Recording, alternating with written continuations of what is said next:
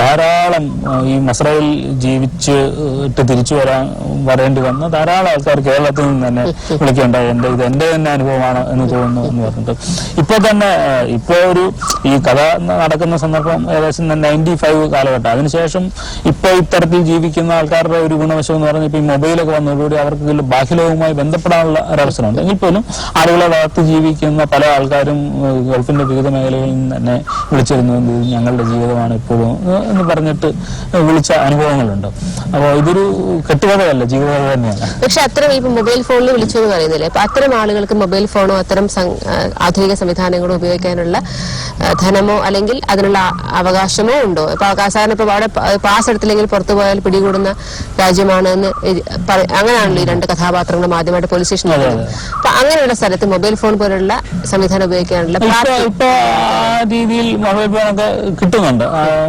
ഇല്ലാത്തവരും ധാരാളം പേര് കാണുമായിരിക്കും. പക്ഷെ എന്നെ ബന്ധപ്പെട്ട ആൾക്കാരിലൊക്കെ മൊബൈൽ ഫോണൊക്കെ കൊടുക്കുന്നുണ്ട്. അങ്ങനെ പൂർണ്ണമായും അടഞ്ഞ് ജീവിക്കുന്നവരല്ല അവര്. പക്ഷെ ഇങ്ങനെ ഒരു ജീവിതത്തിലാണ് ചെന്നുപെട്ടിരിക്കുന്നതെങ്കിൽ പോലും അവർക്ക് ബാഹ്യലോകവുമായി ബന്ധമുണ്ട്. ജീവിതത്തിൽ പ്രതീക്ഷയുമില്ലാത്ത ആൾക്കാരാണ് ഇത്തരം സ്ഥലങ്ങളിൽ എത്തിപ്പെട്ടു പോകുന്നത്. അപ്പൊ അത്തരം ആളുകൾ അവരുടെ തിരിച്ചുവരവ്, അവരുടെ സ്വന്തം നാട്ടിലേക്ക് തിരിച്ചുവരവാലാണ് ഈ നോവൽ അവസാനിക്കുന്നത്. അങ്ങനെയാണെങ്കിൽ കേരളത്തിലേക്ക് ഇത്തരം ആളുകൾ തിരിച്ചു വരുന്നതിന്റെ ഒരു വല്ലാത്തൊരു പേടിപ്പെടുന്ന ചിത്രമാണ്. ഇത് താങ്കൾ വിശ്വസിക്കുന്നുണ്ടോ? ഇങ്ങനെ അത് സംഭവിച്ചുകൊണ്ടിരിക്കുകയാണെന്നാണ് താങ്കൾ പറയുന്നത്? അങ്ങനെ ഒരു മടങ്ങി വരവ്, ഇത്തരം ദുരിതപൂർണമായ ജീവിതത്തിൽ നിന്ന് കേരളത്തിലേക്കുള്ള മടങ്ങി വരവ് എന്ന് പറയുന്നത്?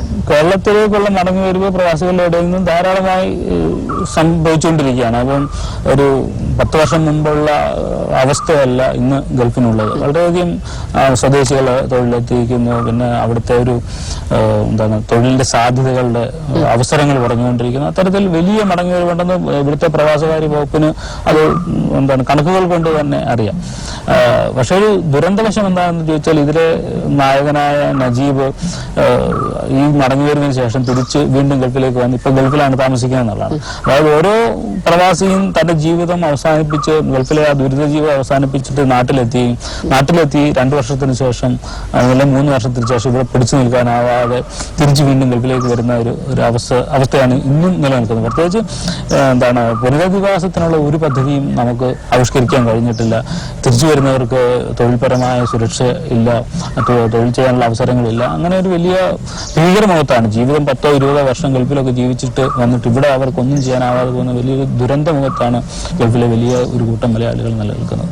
ഇതിലെ ഉടമ ഈ അടിമയുടെ അപ്പൊ അദ്ദേഹം ഈ അവനെ തിരിച്ചറിഞ്ഞിട്ടും വിസ ഇല്ലാത്ത കാരണം പറഞ്ഞിട്ട് കൂട്ടിക്കൊണ്ടു പോകുന്നില്ല. ഇത് ശരിക്കും അതൊരു നോവലിന്റെ മൊത്തം വിഷയമായിട്ട് എനിക്ക് തോന്നുന്നു അതൊരു നോവലിൽ ചേരാത്തൊരു ഭാഗം പോലെ എനിക്ക് വായിച്ചപ്പോൾ തോന്നി. എന്തുകൊണ്ടാണ് അങ്ങനെ ഒരു തീരുമാനത്തിലെത്താൻ കാരണം? അങ്ങനെ സംഭവിക്കാറുണ്ടോ? കൊണ്ടുപോവുകയല്ലേ ചെയ്യുക സാധാരണ? ഇതിനകത്ത് അടിസ്ഥാനപരമായ ഒരു കാര്യം എന്ന് പറയുന്നത് മനുഷ്യക്കടത്ത് എന്ന് വിശേഷിപ്പിക്കാവുന്ന സാധനമാണ്.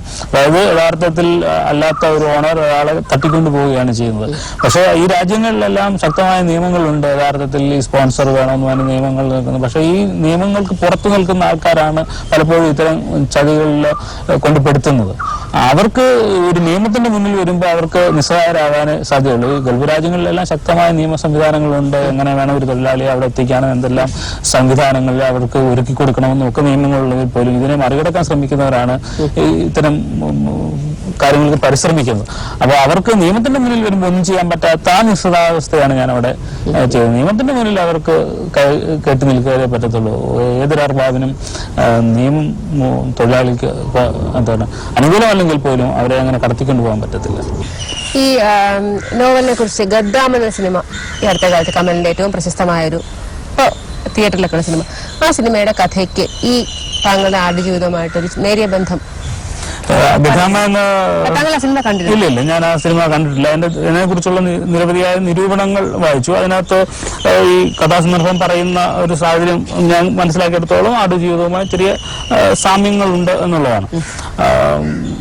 ഇത് ഒരു ജീവിതത്തെ പലർക്ക് പല രീതിയിൽ ആവിഷ്കരിക്കാമെന്നുള്ളത് കൊണ്ട് തന്നെ ഗദ്ദാം കഥ പറയുന്നതിനോട് എനിക്ക് വിയോജിപ്പില്ല. എങ്കിൽ പോലും ഒരു കഥയുമായി, പ്രത്യേകിച്ച് മലയാളത്തിൽ അറിയപ്പെടുന്ന ഒരു നോവലുമായി ഒരു സാമ്യം വരുമ്പോൾ അത് സംവിധായകൻ പ്രത്യേകം ശ്രദ്ധിക്കണമായിരുന്നു.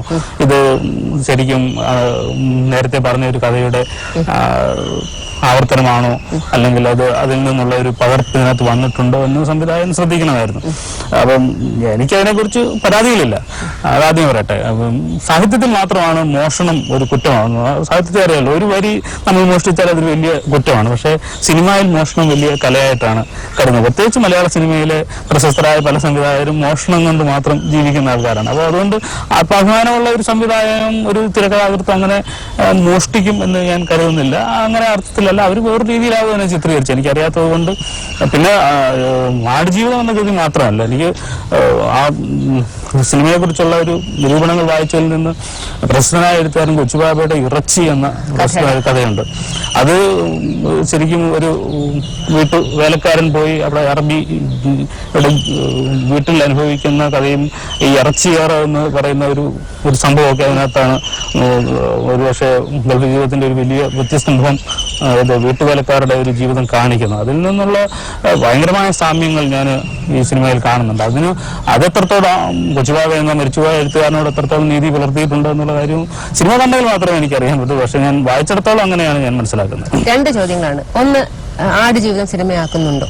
2, താങ്കൾ ഇപ്പൊ പറഞ്ഞ ഒരു മോഷണവുമായിട്ട് ബന്ധപ്പെട്ട് സാഹിത്യത്തിലെ മോഷണങ്ങളുമായിട്ട്, അപ്പോൾ താങ്കളുടെ കൃതിയെക്കുറിച്ച് തന്നെ മോഷണമല്ലാതെ അദ്ദേഹം ഉപയോഗിച്ച വാക്ക് പല സന്ദർഭങ്ങളും ഈശ്വരന്റെ ഇടപെടലുള്ള പല സന്ദർഭങ്ങളും ഉണ്ട് എന്ന് മുരളീധരൻ നായരുടെ ഒരു അഭിപ്രായം ഒരു ലേഖനം കലാകൗമുദിയിൽ ഞാൻ അടുത്തിടെ വായിച്ചു. താങ്കൾ അതിന് മറുപടി എഴുതുകയും ചെയ്തു. താങ്കൾക്ക് പ്രേക്ഷകരോട് പറയാൻ, ദൂരദർശന പ്രേക്ഷകരോട് ഇതിനെക്കുറിച്ച് പറയാനുള്ളത് എന്താണ്? ഈ ഒരു താങ്കളുടെ കൃതി ഈശ്വരന്റെ ഇടപെടലുകൾ. ആദ്യത്തെ ചോദ്യത്തിന്റെ ഉത്തരം പറയാം. ഞാൻ വളരെ നേരത്തെ പ്ലാൻ ചെയ്ത ഒരു പരിപാടിയാണ്. ഞാനും ബ്ലെസ്സിയും കൂടെ ചേർന്നിട്ട് ആടുജീവിതം സിനിമ ആക്കുക എന്നുള്ളത്. ആ പ്രൊജക്റ്റുമായി ഞങ്ങൾ ഇപ്പോഴും നിൽക്കുന്നു. ഞാൻ ഈ ഗദാമ എന്ന സിനിമ പുറത്തിറങ്ങിയതിനു ശേഷവും ഞാനും ബ്ലെസ്സിയും തമ്മിൽ ഇതിനെക്കുറിച്ച് സംസാരിച്ചപ്പോൾ ഞങ്ങളുടെ സങ്കല്പം ഇതൊന്നും അല്ലാത്തത് കൊണ്ടും നമ്മുടെ ഉള്ളിലെ ദൃശ്യങ്ങൾ മറ്റൊരാൾക്ക് മോഷ്ടിക്കാനാകാത്തത് കൊണ്ടും ഞങ്ങൾ ആ സിനിമയിൽ തന്നെയാണ് ഇപ്പോഴും ഉറച്ചു നിൽക്കുന്നത്. ആ സിനിമ ആ തരത്തിൽ വളരെ വ്യത്യസ്തമായിരിക്കും എന്നാണ് ഞങ്ങൾ വിചാരിക്കുന്നത്. ഒരു പ്ലോട്ടല്ല, പ്രണയം എന്ന വിഷയം എത്രയോ ആൾക്കാർ കൈകാര്യം ചെയ്തു. ഇപ്പോഴും ബ്ലസ്സി ഏറ്റവും പുതിയ പടം ചെയ്യുന്നത് പ്രണയം എന്ന വിഷയത്തെ ആസ്പദമാണ്. മറ്റേ വിഷയം എന്ന് പറഞ്ഞതുപോലെ ഒരു വിഷയത്തെ പല തരത്തിൽ നമുക്ക് സമീപിക്കാം. അതുകൊണ്ട് തന്നെ ആടുജീവിതം പറയപ്പെട്ടു പോയി എന്നുള്ളൊരു വിഷമം എനിക്കില്ല. രണ്ടാമത് മോഷണവുമായി ബന്ധപ്പെട്ട മുരളീധരനാരുടെ ലേഖനം വളരെ ചിരിയാണ് എനിക്ക് ഉളവാക്കിയത് എന്നുള്ളതാണ്. ഞാൻ എന്റെ മറുപടിയിലും ഞാനത് പ്രത്യേകം സൂചിപ്പിച്ചിട്ടുണ്ട്. കാരണം അദ്ദേഹം വളരെ അത്യാവശ്യത്തോടുകൂടി പറഞ്ഞു പോയതാണ്. കാരണം സാമ്യങ്ങൾ ഉണ്ട് എന്ന് പറഞ്ഞു പോയതാണ്. ഒന്നാമത്തെ എനിക്ക് അതിനുള്ള മറുപടി എന്ന് പറഞ്ഞാൽ അദ്ദേഹത്തിന്റെ പുസ്തകം വരുന്നതിന് ഏകദേശം 7 മാസം മുമ്പ് ആടുജീവിതം പുസ്തകമായി തന്നെ പുറത്തു വന്നിരുന്നു. അതിന് എഴുതിയ കാലമൊക്കെ അതിന് വളരെ 2008 മുരളീധരനാരുടെ പുസ്തകം പുറത്തു വരുന്നത് 2009 മാർച്ചിലാണ്. അദ്ദേഹം തന്നെ ആ ലേഖനത്തിൽ പറയുന്നത്. പക്ഷെ എന്റെ പുസ്തകം 2008 ഓഗസ്റ്റിലാണ് വരുന്നത്. അപ്പൊ അതിനെക്കുറിച്ച് 7 മാസം മുമ്പ് പുറത്തു വന്നതാണ്. പിന്നെ അദ്ദേഹം പറയുന്നത് ദൈവവിശ്വാസം രണ്ടിനകത്തുമുണ്ട് എന്നുള്ളതാണ്. അപ്പൊ ദൈവവിശ്വാസം ലോകത്ത് എത്രയോ പുസ്തകങ്ങളിൽ വ്യാപിച്ചു കിടക്കുന്നത്, ദോസ്തോയെവ്സ്കിയുടെ കൃതികളിലും ടോൾസ്റ്റോയുടെ കൃതികളിലും അങ്ങനെ എവിടെയെല്ലാം ദൈവവിശ്വാസവുമായി ബന്ധപ്പെട്ട ഒരു ആത്മീയ തേജസ് ഇങ്ങനെ പകർന്നു കിടക്കുക. അതിൽ നിന്നെല്ലാം മോഷ്ടിച്ചതാണ് എന്ന് പറഞ്ഞു കഴിഞ്ഞാൽ പിന്നെ നമുക്ക് ദൈവവിശ്വാസത്തെ കുറിച്ച് ഒന്നും എഴുതാൻ പറ്റില്ല. അല്ലാതെ ഞാൻ എന്തെങ്കിലും കഥാസന്ദർഭം മോഷ്ടിച്ചു എന്ന് അദ്ദേഹം പറയുന്നതല്ലോ. ദൈവവിശ്വാസം എന്നൊരു കാര്യം ദൈവവിശ്വാസം അങ്ങനെ ആർക്കും പേറ്റന്റ് കൊടുത്തൊന്നുമല്ലോ. പ്രണയം, അത്തരം തുടങ്ങിയ വികാരങ്ങളോ അല്ലെങ്കിൽ ഈ വിശ്വാസങ്ങളോ ഒന്നും നമുക്കൊരാളുടെ കൃതി മോഷ്ടിക്കേണ്ട കാര്യമില്ല. അത് ഇങ്ങനെ എല്ലാ ജൈവ പ്രകൃതിയിൽ ഇങ്ങനെ ചേർന്ന് കിടക്കുക, എല്ലാ മനുഷ്യന്റെ ഉള്ളിലുള്ള ഒരു സാധനമല്ലേ. അതിൽ നിന്ന് ഇപ്പം അള്ളാഹുവിനെ വിളിക്കുന്നു, കാബയ്ക്ക് നേരെ മുഖം തിരിച്ചു, ഇതൊക്കെയാണ് അദ്ദേഹം വലിയ കുറ്റമായി പറയുന്നത്. അതൊക്കെ എങ്ങനെയാണ് എനിക്ക് മനസ്സിലാകുന്നില്ല. കാരണം അദ്ദേഹത്തിന്റെ കൃതിയിൽ വായിച്ചു നോക്കിയെങ്കിൽ എങ്ങനെയാണ് അദ്ദേഹത്തിന് ഇങ്ങനെ ഒരു സാമ്യപ്പെടുത്താൻ തോന്നിയതെന്ന് നമുക്ക് പറയാൻ പറ്റത്തുള്ളൂ. അതിനെ ഞാൻ വളരെ ചിരിച്ചു തള്ളിയ. ഈ പുസ്തകത്തിനകത്ത് ഒരു ആത്മീയമായ ഒരു തലം, ഇപ്പൊ മുരളീധരന്റെ ആക്ഷേപത്തിനകത്തുള്ളത് തന്നെ എങ്കിൽ പോലും ഒരു ആത്മീയമായ ഒരു അന്തരീക്ഷമുണ്ട്. അത് ഈ സിനിമയിൽ വരുമ്പോൾ, സിനിമ ആക്കുകയാണെങ്കിൽ സിനിമയിൽ വരുമ്പോൾ അത് എത്രത്തോളം വായനയിൽ നിന്ന് വ്യത്യസ്തമായ ഒരു അനുഭവമായിട്ട് പ്രേക്ഷകർക്ക് കിട്ടാൻ സാധ്യത ഉണ്ടോ? അതെങ്ങനെ കിട്ടും? വളരെ ഗൗരവമുള്ളൊരു ചോദ്യമാണ് അത്. ഒരു സംവിധായകന്റെ ഏറ്റവും വലിയ വെല്ലുവിളി നിറഞ്ഞ ഘടകം അതായിരിക്കും. പ്രത്യേകിച്ച് ആടുജീവിതത്തെ ഇത്രയും വായന പ്രിയമാക്കിയത് അതിനകത്ത് നിൽക്കുന്ന ഒരു ആത്മീയതയും കൂടിയാണ്. ഒരു വിശ്വാസവും ആത്മീയതയും മനുഷ്യന്റെ ഏകാന്തതയും ഒക്കെയാണ്. ഇതിനെ എങ്ങനെ ദൃശ്യവൽക്കരിക്കുന്നു എന്നതിനെ ആസ്പദമായിട്ട് എഴുതിയിരിക്കും ഈ സിനിമയുടെ വിജയം. വെറും ദൃശ്യം കൊണ്ട് മാത്രം ആടുജീവിതം വിജയിപ്പിക്കാൻ കഴിയുമെന്ന് എനിക്ക് വിശ്വാസമില്ല. പക്ഷെ ബ്ലെസ്സിക്ക് നന്നായി അറിയുകയും ചെയ്യാം. അപ്പോൾ ബ്ലസ്സിയെ പോലുള്ള ഒരാളെ ഈ സിനിമ ഈ കൃതി ഞാൻ ഏൽപ്പിക്കുമ്പോൾ തന്നെ ഞങ്ങൾ തമ്മിലുള്ള ഡിസ്കഷനിൽ ഈ ഒരു കാര്യം ചർച്ച ചെയ്യും. അത് തീർച്ചയായിട്ടും കഴിയുമെന്നുള്ള ഒരു ആത്മവിശ്വാസമാണ് ബ്ലസ്സിക്കുള്ളത്. അത് ബ്ലസ്സിയുടെ മനസ്സിലുണ്ട്. അത് എങ്ങനെ ഇത് കൃത്യമായി അതുകൊണ്ട് തന്നെയാണ് നമ്മൾ പറയുന്നത് വെറും ദൃശ്യങ്ങൾ കൊണ്ട് മാത്രം നമുക്ക് വേറൊരാൾക്ക് നമ്മളെ അനുകരിക്കാൻ പറ്റില്ല എന്ന് നമുക്കൊരു ആത്മവിശ്വാസം അതാണ്.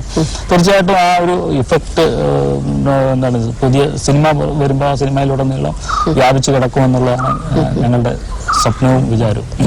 അതിന്റെ തിരക്കഥ എഴുതുന്ന ആരാണ്? തിരക്കഥ ബ്ലസ് തന്നെയാണ് എഴുതുന്നത്. ചില കാര്യങ്ങളൊക്കെ നമ്മളോട് ഡിസ്കസ് ചെയ്യുന്നുണ്ടെങ്കിൽ പോലും തിരക്കഥ എന്ന് പറയുന്നത് നോവലുമായിട്ടോ ചെറുതായിട്ടൊന്നും ബന്ധമില്ലാത്ത തികച്ച എന്താണ് ടെക്നിക്കൽ വർക്കാണ്. അതിന് അതുമായി പരിചയമുള്ള ഒരാൾ തന്നെ ചെയ്യണമെന്നുള്ളതാണ് എന്റെയും അഭിപ്രായം. അതുകൊണ്ട് അത് ബ്ലസ് തന്നെയാണ്. പ്രാരംഭമായ നടപടികളൊക്കെ കഴിഞ്ഞിരുന്നു എന്നാണ് ഞങ്ങളുടെ ഇതുവരെയുള്ള ഒക്ടോബറിൽ ഷൂട്ടിംഗ് തുടങ്ങുമെന്നാണ് ഞങ്ങൾ വിചാരിക്കുന്നത്. അതെ അതെ. അപ്പൊ അതിന്റെ പേര് ആടുജീവിതം തന്നെയാണോ അതോ? ആദ്യം നമുക്ക് പേര് മാറ്റിയാലോ എന്നൊരു വിചാരം ഉണ്ടായിരുന്നു. പക്ഷെ ഇപ്പൊ ഈ ആടുജീവിതം എന്ന പേര് കുറച്ച് പ്രശസ്തമായതുകൊണ്ട് അങ്ങനെ തന്നെ മതി എന്നുള്ളൊരു തീരുമാനത്തിലാണ്. ഈ നോവൽ ഷോക്കേസ് പീസ് ആയിട്ട് മാറുകയാണെന്ന് ഞാൻ പലപ്പോഴും പറയാറുണ്ട്. കാരണം ഇപ്പൊ എനിക്കൊരു വിവർത്തനങ്ങൾ കൂടുതൽ വരുന്നത് തന്നെ നോവലിന്റെ മലയാളത്തിൽ നോവലിൽ അതും എഴുതപ്പെടാതെ പോവുകയും വായിക്കപ്പെടാതെ പോവുകയും ചെയ്യുന്നുണ്ട്. അപ്പൊ ബെന്യാമിന്റെ നോവൽ ഒരു പക്ഷെ അതൊക്കെ ഒരു മാറ്റം വരുത്തിയ നോവലാണ്. ഇത് നിരൂപകർ എങ്ങനെ കണ്ടിരുന്നു താങ്കൾ നോവൽ വന്നപ്പോ? അല്ലെങ്കിൽ അതിനെക്കുറിച്ചുള്ള നിരൂപണങ്ങൾ താങ്കളെ എത്രത്തോളം ആഹ്ലാദവാനാക്കി എന്നുള്ളതാണ്. എൻ്റെ നോവൽ എത്രത്തോളം നിരൂപണ യോഗ്യമാണെന്നുള്ള കാര്യം എനിക്ക് അറിഞ്ഞുകൂടാ. പക്ഷേ സ്വാഭാവികമായിട്ടും ഉണ്ടാകുന്ന പോലെ നിരൂപകരുടെ ഭാഗത്തു നിന്ന് പതിവ് പോലെയുള്ള ഒരു അനാസ്ഥ ഉണ്ടായെന്നാണ് എനിക്ക്. അനാസ്ഥ എന്ന് പറഞ്ഞാൽ അവർ അങ്ങനെ ഗൗരവമായ വായനകൾ ഉണ്ടാകാനുള്ള സാധ്യത ഉണ്ടോ എന്ന് എനിക്കറിയില്ല. അതാണ് അതിനകത്തെ പ്രശ്നം. ഇത് ഗൗരവ വായനയ്ക്കുള്ള ഒരു പീസാണോ ഈ നോവൽ എന്നത് എനിക്കറിഞ്ഞൂടാ. പക്ഷെ ഇത് വായനക്കാരിൽ വ്യാപകമായി എത്തുന്നത് നിരൂപകരുടെ ഇടപെടൽ കൊണ്ടല്ല. അത് വായനക്കാരനോട് പറഞ്ഞ ഒരു മൗത്ത് പബ്ലിസിറ്റിയിലൂടെയാണ് ഈ സാധനം കൂടുതൽ ആൾക്കാരിലേക്ക് എത്തുന്നതാണ് ഞാൻ എൻ്റെ വ്യക്തിപരമായ അനുഭവത്തിൽ നിന്ന്. പക്ഷേ എങ്കിൽ അതിനിടയ്ക്കും കുറെ നല്ല നിരൂപണങ്ങളൊക്കെ നല്ല വായനകളൊക്കെ വരികയും ചെയ്തിരുന്നു എന്നുള്ളൊരു സത്യം ഞാൻ ഓർക്കേണ്ടതുണ്ട്. വായന മരിക്കുന്നു എന്ന് പറയുമ്പോൾ എന്തുകൊണ്ട് ആടുജീവിതം വായിക്കപ്പെട്ടു എന്നുള്ള ഒരു ചോദ്യം ഒരു എഴുത്തുകാരൻ എന്ന നിലയിൽ തന്നെ ഞാൻ എന്നോട് ചോദിക്കാറുണ്ട്. കാരണം ഒരു എഴുത്തുകാരൻ അവന്റെ ഭാവി എഴുത്തിനെ പരുവപ്പെടുത്തുന്നതിൽ ഒരു ഘടകമാണല്ലോ. അപ്പൊ ഞാൻ മനസ്സിലാക്കുന്നത് മനുഷ്യന്റെ ജീവിതം, പച്ചയായ ജീവിതം പറയുന്ന കഥകൾ, മനുഷ്യൻ കേട്ടിട്ടില്ലാത്ത കഥകൾ, മനുഷ്യൻ ഇതുവരെ അറിഞ്ഞിട്ടില്ലാത്ത പുതിയ മേഖലകൾ പരിചയപ്പെടുത്തുന്ന കൃതികൾ മനുഷ്യൻ എക്കാലത്തും കാത്തിരിക്കുന്നു എന്നുള്ളതാണ് അതിന്റെ ഒരു. നമ്മൾ ഈ കേട്ട കഥകൾ, കേട്ട പരിസരങ്ങൾ, അറിഞ്ഞ കഥകൾ വീണ്ടും വീണ്ടും കേൾക്കുമ്പോഴാവാം നോവൽ ഷോക്കേസ് പീസായി മാറിക്കൊണ്ടിരിക്കുന്നത്. അതൊന്നും അപ്പുറത്ത് അറിയപ്പെടാത്ത ഒരു ഭൂപ്രകൃതി, പുതിയൊരു ദൃശ്യം നാം അവർക്ക് നൽകുമ്പോൾ വായനക്കാരൻ ആർത്തിയോടെ അത് വായിക്കുമെന്നാണ് ആടുജീവിതം തെളിയിക്കുന്നത്. ആടുജീവിതത്തിന്റെ വായനയുടെ ഒരു ബാക്കി പത്രം അതാണ്. ഇതുവരെ വായന ഏറെക്കാലമായി മുരടിച്ചു പോരുന്ന ധാരാളം ആൾക്കാർ വായനയിലേക്ക് തിരിച്ചു വന്നു എന്ന് പറയുന്നു. ഇതുവരെ വായിച്ചിട്ടില്ലാത്ത ആൾക്കാർ ഈ മുതൽ ഞങ്ങൾ വായിക്കാൻ പോകുന്നു എന്ന് പറയുന്നു.